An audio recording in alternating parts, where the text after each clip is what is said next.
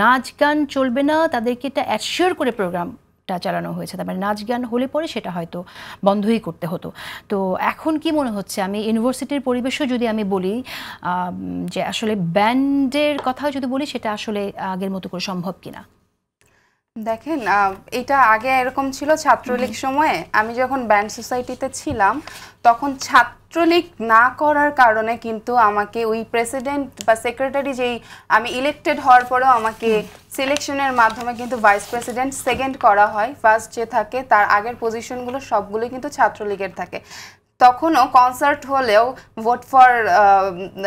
Vote দেখতে পেতাম, কিন্তু এখন এসে মজার বিষয় 5 আগস্টের পরে এসে কাওয়ালি ছাড়া আসলে কিছু দেখি না।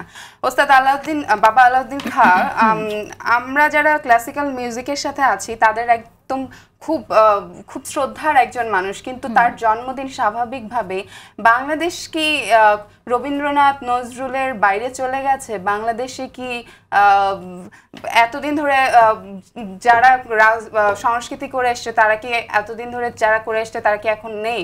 এই যে আগ্রাসন, সাংস্কৃতিক আগ্রাসন, হঠাৎ করে সবকিছু চেঞ্জ হয়ে যাওয়া, এগুলো আসলে কোন দিকে নিয়ে যাচ্ছে বিষয়গুলো আসলে জানি না। সংস্কৃতির বিষয়টাকে বন্ধ করতে যে এমন একটা পরিস্থিতি আসছে যখন ঢাকা বিশ্ববিদ্যালয়ের মতো জায়গায় আমরা একটা গান করার জন্য আমরা ভয় পাচ্ছি। আমার একটা কনসার্টের নিচে এখানে এসে বলেছিল যে তুই গান করবি, তোর বাদ্যযন্ত্র ভেঙে দিব, তোকে তো সামনাসামনি, সরি আমার ল্যাঙ্গুয়েজের জন্য, রেপ করব, এবং বিশেষ অঙ্গের ছবি দিয়ে আমাকে থ্রেট করা হয়, এবং আমার মায়ের ছবি যখন বিকৃত করা হয় শুধুমাত্র একটা কনসার্ট অ্যারেঞ্জ করার জন্য।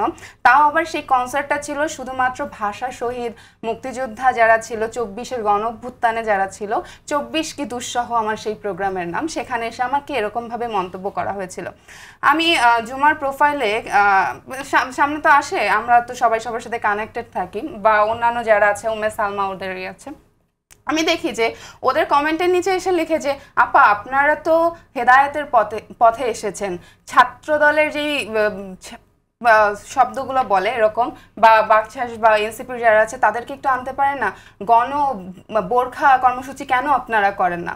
এই যে আপনি যদি তখন কথা বলতেন যে আপনারা কেন বোরখা পরতে পারবেন না, কেন পর্দা করতে পারবেন না, এখন এসে কিন্তু আপনি বলতে পারেন না আপনি কেন 3 পিস পরতে পারবেন না, আপনি কেন জিন্স পরতে পারবেন না।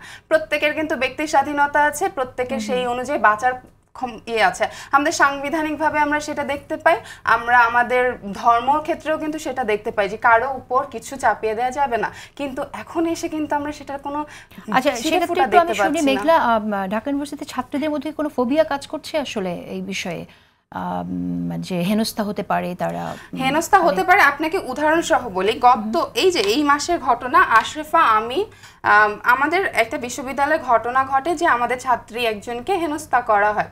তো আমরা এক্সপেক্ট করছিলাম, আমরা যারা ভয়েস রেইজ করতে জানি, আমরা প্রত্যেকে মিলে রাত 10টা থেকে 12টা পর্যন্ত শুধুমাত্র আমাদের যে ভিসি চত্বর আছে সেখানে, যেহেতু নিরাপত্তার কোনো অভাব নেই, আমরা ওখানে দাঁড়িয়ে একটা শুধু গান করব বা কবিতা করব বা নাটক করব।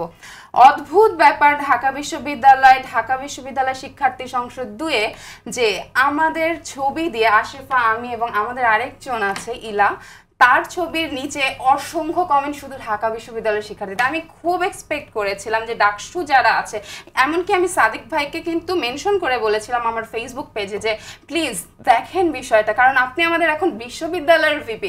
ওখানে এসে বলা হয়েছে যে তুই যদি রাতে থাকিস তাহলে তুই এটা শুনতে বাধ্য। আমার বাবাকে এসে এটা বলা হয়েছে। এই যে আমার পরিবারকে এখানে আনা হচ্ছে, আমার বাবার যদি আমার কারণে একটা কিছু হয়ে যায়, আমি তো মনে করছি না আমার কোনো অন্যায় হচ্ছে, এটা আমার অধিকার, আমার কথা বলার অধিকার আছে। আমি এখন টকশো করে যখন রাত 12টার দিকে যাব, বা আমার বাবা মা অসুস্থ হলে আমি যদি একটা মেডিকেল সেন্টারে যেতে চাই, আমার অধিকার আছে, আমি কেন বাইরে থাকতে পারবো না? এটা আমরা বাংলাদেশে বাস করি আপু, আমরা বাংলাদেশের মতো জায়গায় বাস করি, সেখানে এসে এই জিনিসগুলো কিভাবে হয় সেটা জানি না।